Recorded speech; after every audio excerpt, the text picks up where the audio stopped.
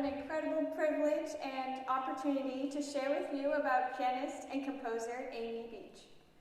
My goal, as I share my research, is to highlight the impact this amazing musician had on the musical world, her brilliant composing style, and the musical legacy she left behind in her compositions. In addition, I will focus on some of the movements in Beach's Children's Carnival, Opus 25, as well as Bal Masque, Opus 22, and show how these pieces can apply to teachers and young pianists. As a teacher, it's important to me to find new pieces for my students, especially those reflective of composers of different backgrounds and genres, so my students understand that musicians come from everywhere. Before I start on the research-based part of my recital, I must offer a tangent for myself and for Amy Beach. Amy Beach has the same gender and nationality that I do, but that's not why I chose her as my topic. She's a brilliant musician, and that's what I want to focus on this afternoon. However, it seems impossible to leave out her gender and race entirely from my lecture. But as critics saw race and gender as a distraction, others know that it's part of her strength. As an overview, Amy Beach is celebrated as the first American woman to succeed as a composer. Her composing style is late romantic, as she was born in 1867. Amy was aware of German Romantic's latest compositions, particularly Brahms, and many of her works show his influence. She was also influenced by French melody, medieval madrigals, American parlor songs, and national folk songs. But to quote previous research, what she had to say, although expressed in the style of conservative Boston Romantics, it was very much her own. Now let me set the stage for women in music during this time. The world to which Beach was born had a certain bias for music. Real music came from Europe, and the best from Germany. Convincing someone that a good composer or virtuosi would be American would only happen if said musician had studied in Europe. That's where the best musicians studied. And women's role in society was to learn how to manage a household. Part of running a household was entertaining society, so women could be musicians, but as a profession, it was very frowned upon. With the time now set, we will look at Amy's life and works, ending with Children's Carnival and Bal Masque. Descended from colonial settlers, Amy Masque Op was born in Heinecker, New Hampshire. Her wholly American family had established musical traditions, and both her parents were interested in arts and literature. Amy's mother, Clara, was an amateur musician, and thanks to her, there was always music in the home. Amy's family moved to Boston when she was 2, and it was then that Clara recognized her daughter's musical talent when Amy could sing soprano and alto parts of over 40 songs correctly. Her mother withheld from overemphasizing Amy's talents, wanting as much as possible for Amy to have a normal childhood. Thus, Amy's talents grew, and she never became self-conscious. Beginning at age 4, Amy was allowed to begin her study at the piano, and revealed exceptional composition talent, composing waltzes in her head when there was no piano for her to use. At the age of 7, she made her first public appearance, playing Beethoven, Chopin, and a waltz of her own. Musical experts in Boston recommended Amy go abroad to Europe and continue her musical education. That's where the best musicians studied. But because of her young age, her parents said no, having her study in Boston under local piano teachers where they could oversee her. She started with her first teacher when she was 8. His name was Ernst Perabo, and he was a German-trained teacher who radiated a warm sense of affection, but still upheld high standards of work. She switched teachers to study under Karl Bowerman, a student of Franz Liszt. It was under him, at age 16, she made her concert debut. This was an event. The weather was awful that night, but the audience still turned out for this homegrown musician. On the concert flyer, it advertised her debut as Liszt Grad Student, and people in Boston were eager to see if anyone American could be so good. She, except when she was 7, had not played in public and was devoid of stage fright. She fought with the conductor for control of the tempo and won. The audience raved over her, praising her brilliant technique, expressive playing, and mature taste for the composer's meaning. This was exceptional since, as before mentioned, the American public did not accept virtuosi who had not been debuted in Europe. Her success helped to break this bias. In addition to her prolific ability to play the piano, Amy had the innate ability to compose. Before she was 5 years old, she composed Mama's Waltz. This piece is 180 measures long, has formal organization and sophisticated harmony, including a key change, before she was 5. Her only formal composition training was from 1881 to 1882 in her composition class. The manuscripts found from her taking this course were 4 chorales, which Amy said is the best way to learn 4-part harmony. After that, since no one would teach a woman composition, she took the advice of Wilhelm Garrick, a German composer, whose suggested method of study was that she look at the works of great masters. She followed his advice and began to self-educate in composition. Collecting books on theory, orchestration, and composition, she taught herself harmony, counterpoint, and fugue. Beginning with the masterworks of J.S. Bach, she took apart his fugues and studied until she could write them down from memory, each part on a different stave. When she got to orchestration, she would memorize entire symphonies, and when she went to a concert, she would bring the score so that she could hear each voice, quote, as intimately as I know the voices of my own family. Because her studies were her own effort, so was what she composed. In 1885, at age 18, Amy married Dr. Henry Beach, a distinguished surgeon and amateur musician. Her mother was primarily responsible for putting them together, though it's possible he heard her at her debut. Marriage was a mixed blessing, because Dr. Beach's wealth brought Amy a comfortable life, but it also removed her from the professional scene as a performing pianist. As a doctor's wife, she made several agreements to her husband. The first being that she would only give 1 solo recital a year, and upon occasion, play with a string quartet. In addition, because Dr. Beach believed that a husband should financially support the wife, any fees she made as a performer would be donated to charity. Finally, Amy agreed not to teach piano because this was actively associated with women who had no status in society. However, her husband believed she had a gift for writing music and was in awe of her talent. He supported her composing wholeheartedly. Thus, she signed her compositions Mrs. H.H.A. Beach, a shield of propriety and public affirmation to her husband. If Amy wasn't happy with leaving the performing spotlight after marriage, she did not say. But about her switch from performing to composing, she said, "Though I had not deliberately chosen, the work had chosen me. My compositions give me a larger field. From Boston, I could reach out to the world." So began a time in Amy's life when she composed some of her greatest works. One of her most important compositions was written after her marriage at age 19. Mass in E-flat is a late romantic, large-scale work for solo voices, chorus, organ, and orchestra. It was a huge undertaking for the young composer, but the work essentially put her on the map. It was after completion of this work that Garrick sent warm words of praise from Germany. Her self-education had paid off. During the next years of prolific creativity, she composed many diverse vocal works off of French, German, British, and American poets, including some poems by her husband. She also wrote many piano works, including romance, variations on Balkan themes, and ballade. When she did perform, she was often playing her own works rather than another composer, and in this way, she gained national reputation.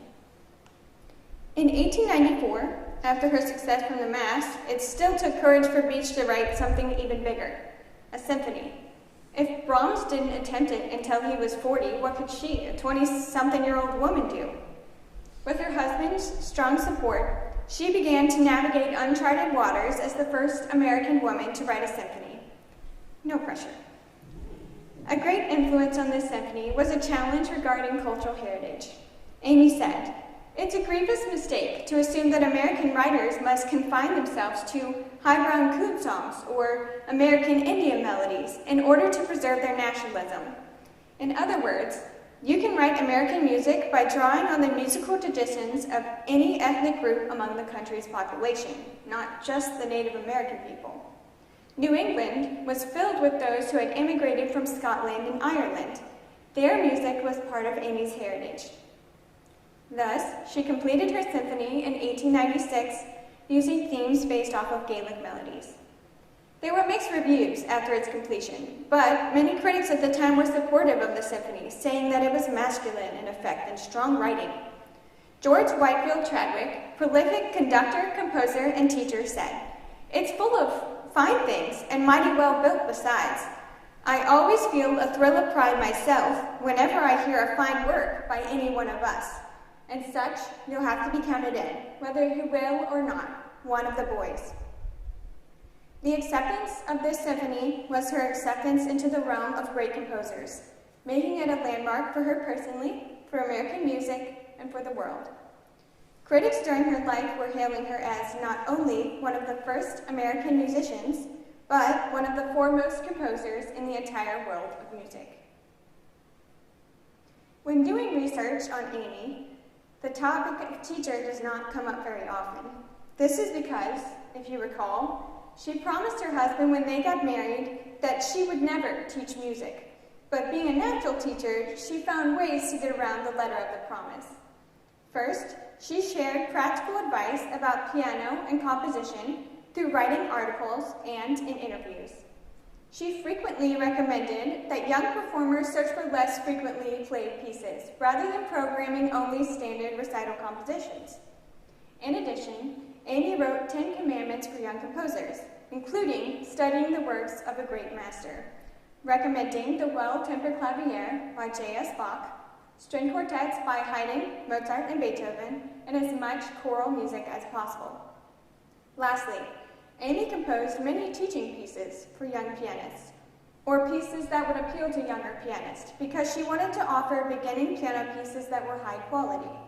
Her sets for children include Children's Album, Opus 36, from 6 to 12, Opus 119, and Children's Carnival, Opus 25, which we will look at today. Children's Carnival was written in 1897 and contains 6 programmatic movements depicting the characters of early European pantomime. It was very popular in the late 19th century America to write programmatic pieces on these characters. The story came from Harlequin, a British comic theater genre. There are 5 main characters in this mime act, featured with music and dance, and very little spoken dialogue. The plot hinges upon 2 main characters, lovers Harlequin and Columbine, as Columbine's father fights to keep them from each other, often with the help of other characters. Now I will share a little bit about the character of each movement before going on to the second part of my lecture. The first movement is called Promenade. It's written as a march, setting the stage for upcoming action with a trumpet-like introduction. Much like an opera, it is the introduction for all the characters of the piece. The second movement portrays Columbine. She is the daughter of Pantalon and sweetheart of Harlequin. Usually, she is portrayed in the cap and apron of a servant girl, and unlike the other players, does not have a mask. This lighthearted and gentle dance is most appropriate for Columbine's dove-like character. The third movement is based on her father, Pantalon, who's trying to keep her away from Harlequin. This character was a slender, foolish old man with tight trousers, usually taking the brunt of other characters' jokes. The composer made this movement a rambunctious, high-stepping dance, like the antiques of an old man. Number 4 is based off of Pirouette and Pirouette, 2 pantomime characters with whitened faces, often referred to as awkward and country bumpkins. They hopelessly adore Columbine. They enjoy a delightful waltz and glide around smoothly with no effort. Movement number 5 is called Secrets. It's probably meant to be something discussed between the 2 mimes. This mysterious movement uses the same rhythm throughout to depict whispered secrets. The final movement is Harlequin. He loves Columbine and spends much of his time pursuing her. He's a comic prankster, wears a mask and spangled diamond patterned tights of many colors. He is high-spirited, and Columbine's father is no match for Harlequin's cleverness. The music depicts his involvement in mischievous antics. While all these movements would be good to use to teach young pianists, I have chosen 3 to focus on this afternoon. I will end with another work for intermediate students called Bal Masque. In each piece, I will explain what a student learns and how to teach it.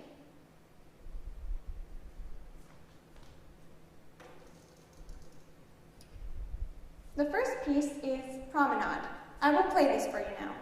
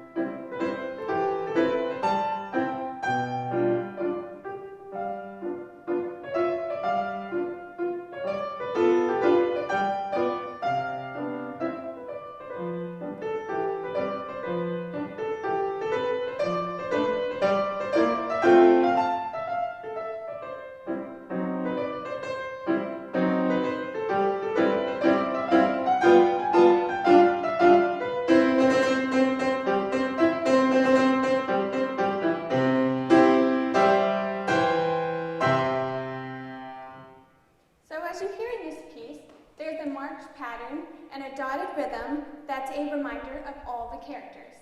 In the middle section, things begin to smooth out for them. There are many musical aspects that a student learns in this piece, and today I will talk about how students learn to play dotted eighth rhythms, to play articulations like staccato and legato, to pedal a march well, and the technique for fingering and turns. In this piece, students learn rhythm. The dotted rhythm in the theme is a dotted eighth note followed by a 16th note. For example, the dotted rhythm in the first section sounds like this.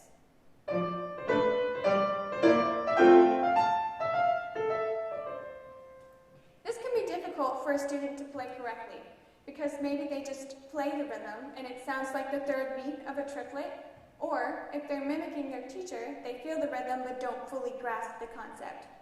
So I would recommend teaching this by having the student count out loud while clapping the rhythm, subdividing on each 16th note. 1E and a 2E and a 3E and a 4E and a. Then I would have them play that same rhythm on one note, still counting out loud. 1E and a 2E and a 3E and a 4E and a. Finally, I would have the student count out loud and play the rhythm on the written notes.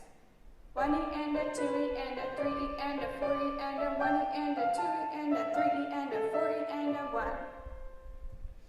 This way, by counting out loud, they know exactly where each beat will fall. Counting out loud also helps in the second section, because in this piece, students have to switch between rhythms. The rhythm in the second section is straight eighth notes, with the exception of a couple measures when it has the same dotted eighth rhythm like the theme.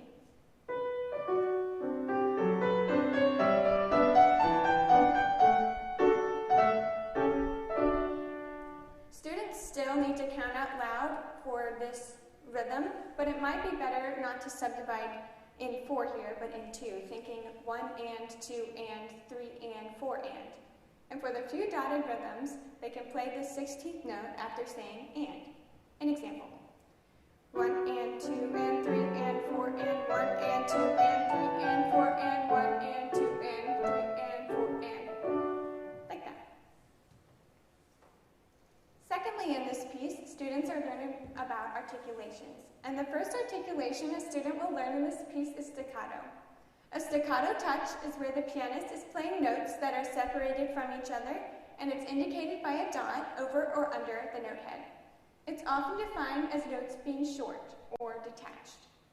The student must play with a rounded hand position and with the tips of their fingers to make a short separated sound, keeping the wrist loose and flexible. For this piece, a student uses staccato for the introduction and ending.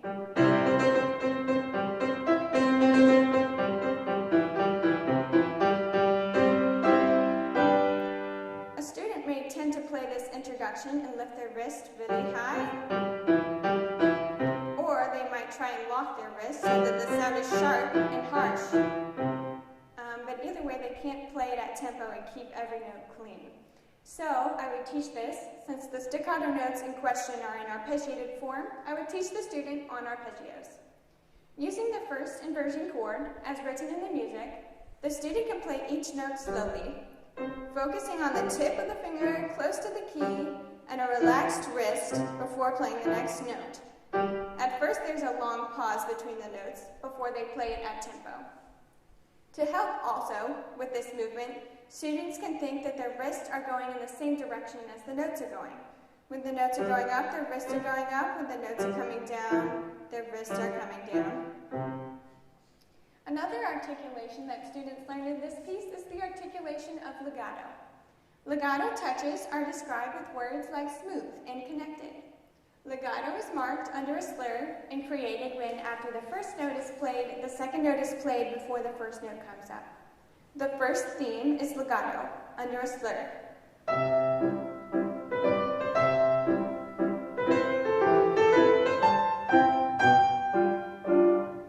So to teach this, I would have the students start on a 5-finger scale, and they must demonstrate an understanding of finger legato. So once they play the scale, very connected,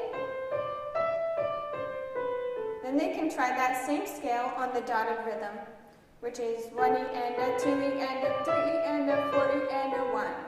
And then they can try on the written notes. 1E and a 2E and a 3E and a...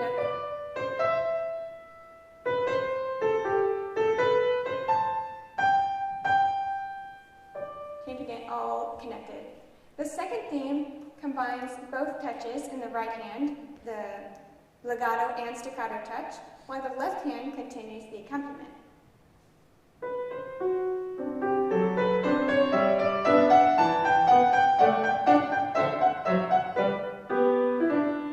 Like that. Thirdly, in this piece, students are learning about pedal. When instructing the student to play the pedal, I make sure they're using the correct technique to play.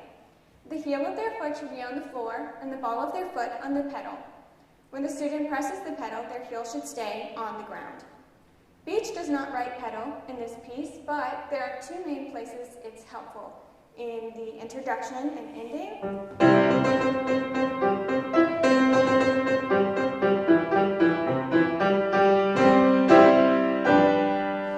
and in the marching theme.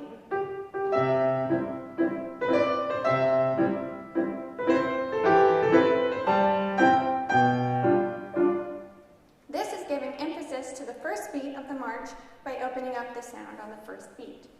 I would teach this with just the left hand and pedal by itself, and I would do this in any section, but I'll demonstrate on the first theme.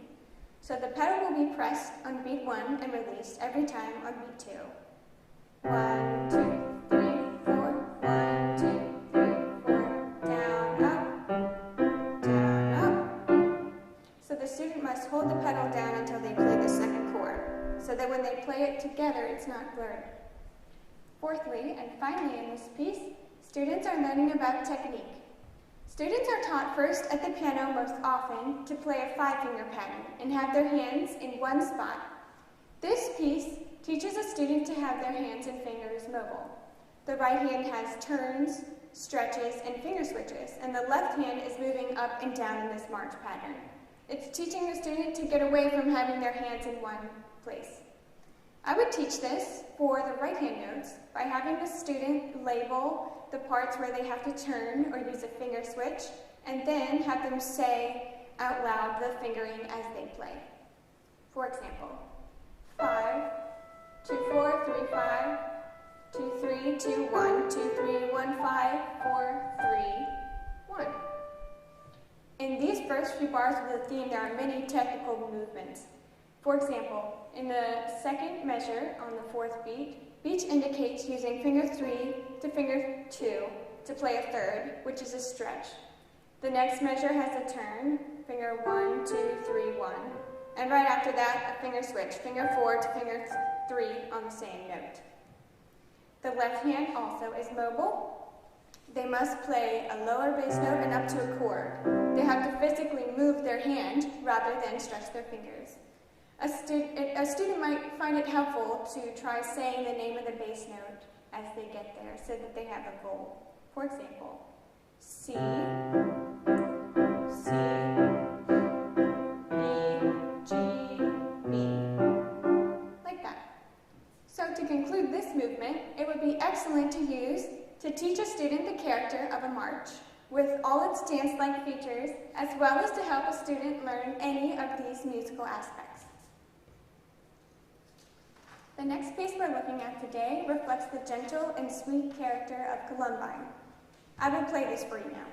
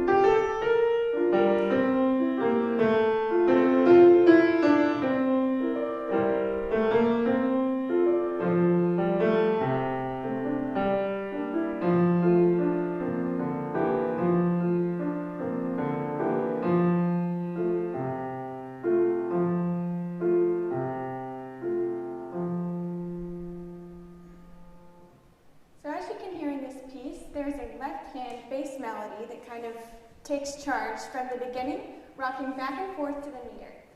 In this piece, a student learns about balance between the hands, 6/8 meter, phrasing, and dynamics. So starting with balance between his hands, this means for the melody to be heard, one hand must be played at a louder dynamic than the other. Often, a student learns this playing a right-hand melody and left-hand chords, as you heard in Promenade. This piece begins with the melody played in the left hand and the right hand as accompaniment. In the second theme, the melody switches over to the right hand and then back, etc. So the student must always be able to hear the melody and bring it out without overpowering the other hand. I would teach this by having the student find the melody throughout the piece and note where it switches hands so that they always know where the melody is. The place that might be difficult for them is toward the end, and I have marked where the melody switches hands in the middle of the phrase. So I would have the students start by playing it through just the melody notes.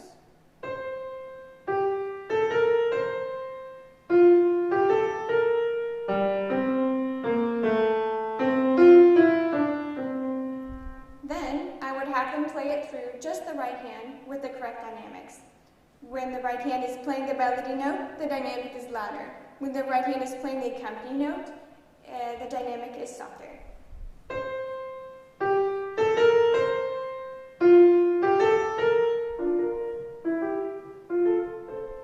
Then they would do the same thing with the left hand.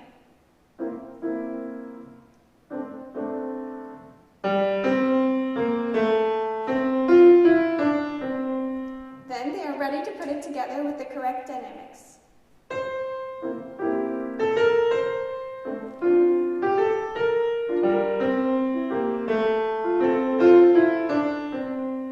Like that. Secondly, in this piece, students are learning to play in 6/8 meter. This piece is written in 6/8, meaning 6 beats in a measure, with the 8th note receiving 1 beat.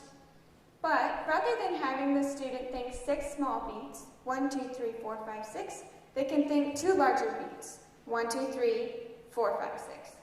If the student thinks 6 smaller beats, they tend to overemphasize the weaker beats, beat 3 and beat 6, which would sound like this.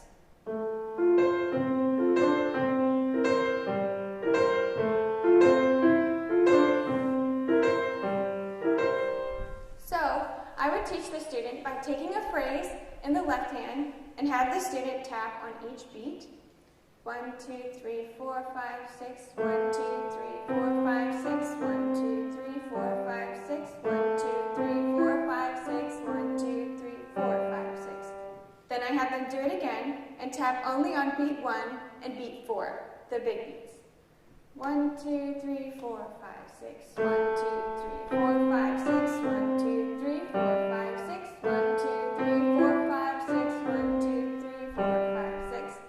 Then they physically feel the more important beats, and this will help them later on in any piece with 6/8 meter and giving emphasis to the stronger beats. Thirdly, and finally in this movement, phrasing and dynamics are together. So the theme is made up of 2-bar phrase, 2-bar phrase, and 4-bar phrase, roughly.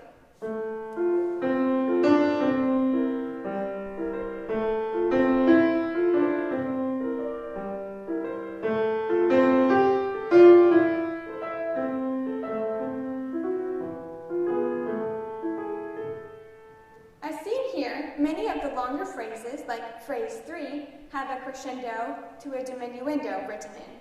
That is, a gradual increase in sound and a gradual decrease in sound. Many times, this is following the melody direction in the left hand. So as the pitches are going up, the sound is getting louder. As the pitches are coming down, the sound is getting softer. This is not always the case in this piece, but it's a helpful way to teach students crescendo and diminuendo. So the student could start on a 5-finger scale. As they go up the scale, they gradually get louder. As they go down the scale, they gradually get softer.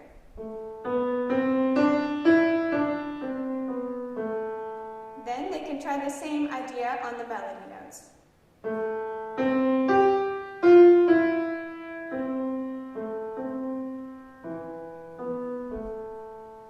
So that would be an example of how a student could practice and play these dynamics.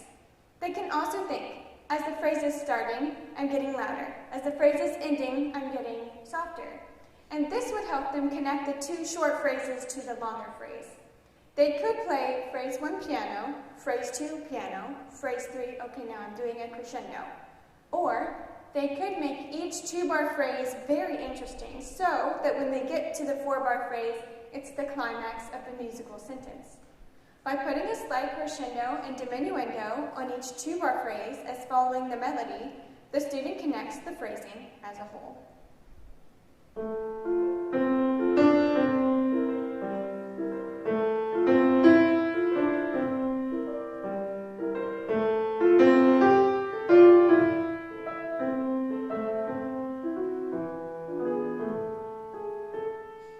Like that. So to sum up this movement, It might work best for a student who loves lyrical pieces or who needs to learn any of these musical aspects.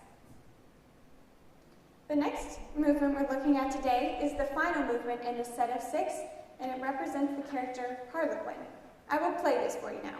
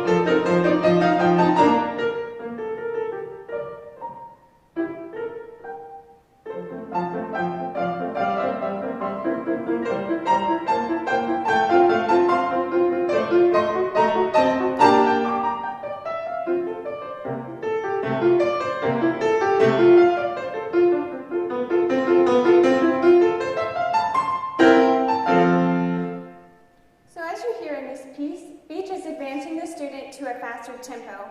In addition, she puts in less written fingering to prepare them for upper level repertoire. In this piece, in reflection of the character, the student is learning about finger staccato, 2-note slurs, and the ornamentation of grace notes. Starting with finger staccato, the energy from this piece comes from the articulation, and one of the most important ones is staccato.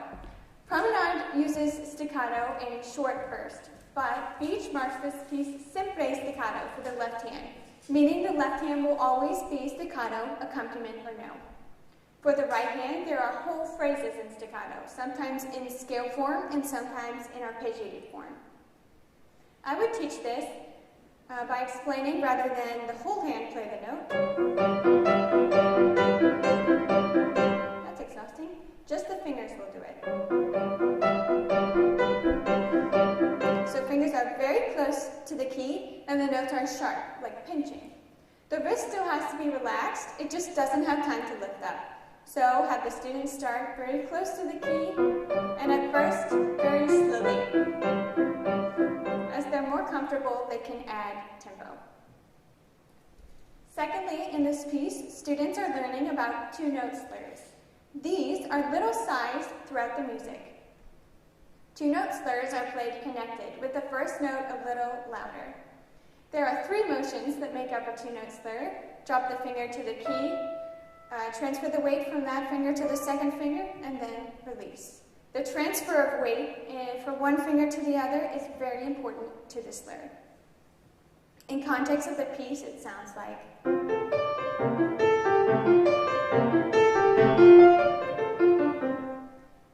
So I would teach 2-note slurs by having the student take out the staccato part and count out loud just the 2-note slurs.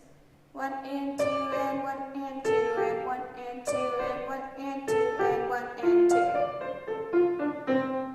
2. In many of these examples, the stronger note is already on the stronger beat of 2, and the weaker note is on the weaker beat of and.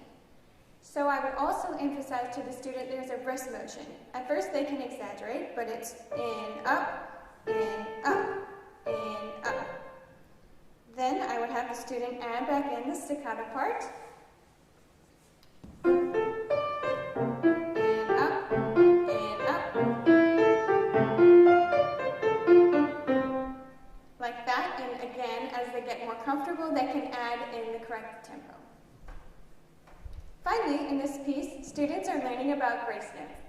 A grace note is meant to complement the melody note. In this piece, the melody sounds like, but with the grace note.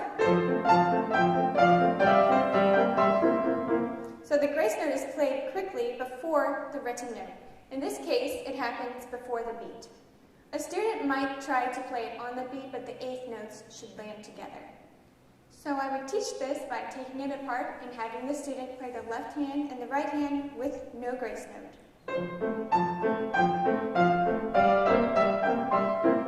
And as they do this, I make sure that the student is using the correct fingering as each indicated, so that when they add in the grace notes, the fingering is already correct. Then I would have them play just the right hand, adding in the grace notes.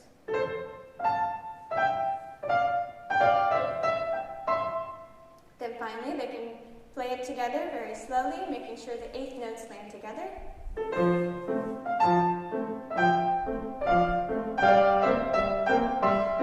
As they can play it faster. Like that. To conclude this movement, it will be good for a student who's advancing to harder repertoire, as it's a stepping stone to other romantic composers as well as other beach pieces, like the final piece we're looking at today. This final piece is not from Children's Carnival, and it is called Bal Masque. I will play this for you now.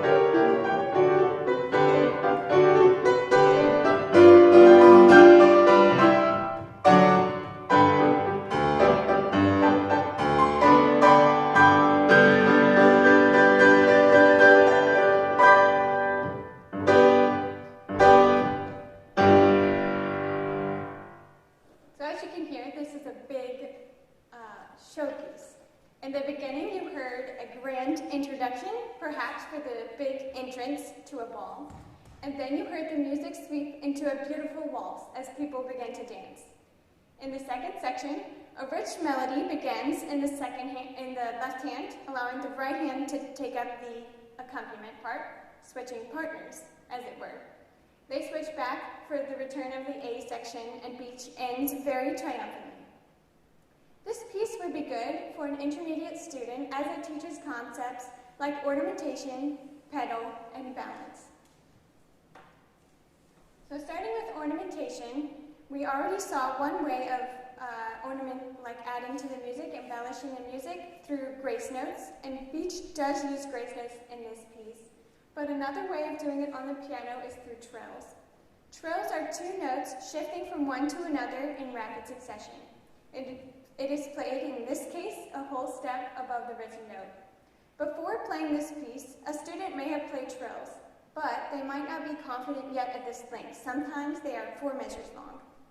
I would teach this by going back to the basics and having the student play very slowly back and forth with their fingers, transferring the weight from one key to the other, and as they do, they can think about a wrist rotation like opening a doorknob.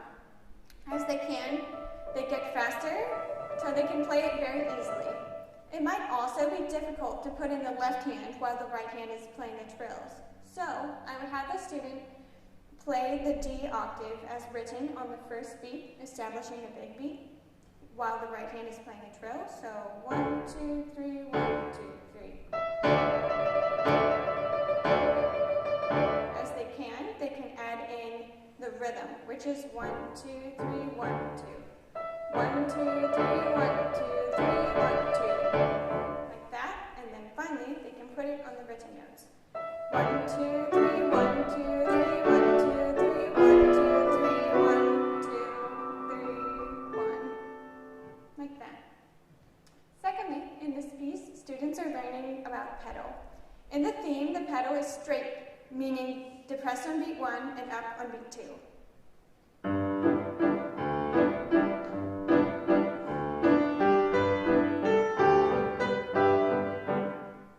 There's no pedal on the second beat to allow the sound to have space. In addition to the marcato marking, pedal goes along with the meter here, feeling the emphasis on the big beat, beat 1, or every measure is one big beat. So the student might try and play the pedal the whole measure, but this will sound blurred together, especially with the right hand. For example, here it is, the pedal down the whole measure.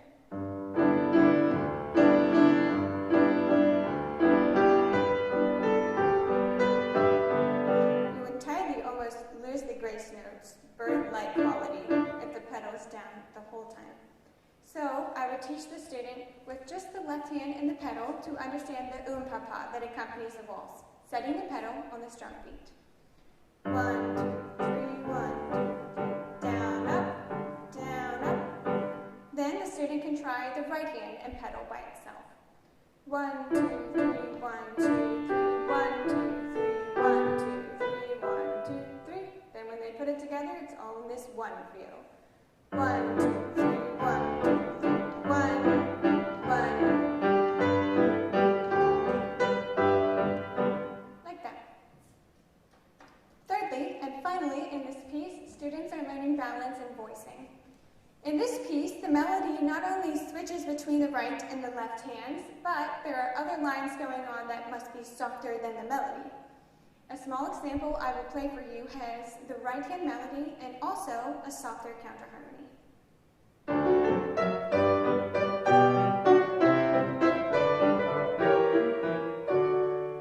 I would teach this by having the student identify and play the melody notes so they hear what's important.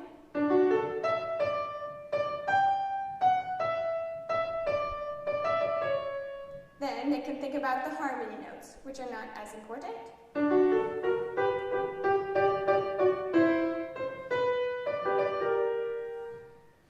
Knowing that the teacher can help the student work with voicing a chord. For example, in the second measure on the first beat, there is a chord made up of 3 notes, G, B, and D. And one of the notes needs to sound louder than the others. In this case, it's the top note.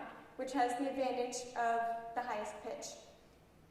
So that is D, played with your pinky. And the other two notes, G and B, need to be played softer. The student can think there will be more weight on the pinky finger than the other two. Once a student understands that, they can try the whole line, voicing the top note louder.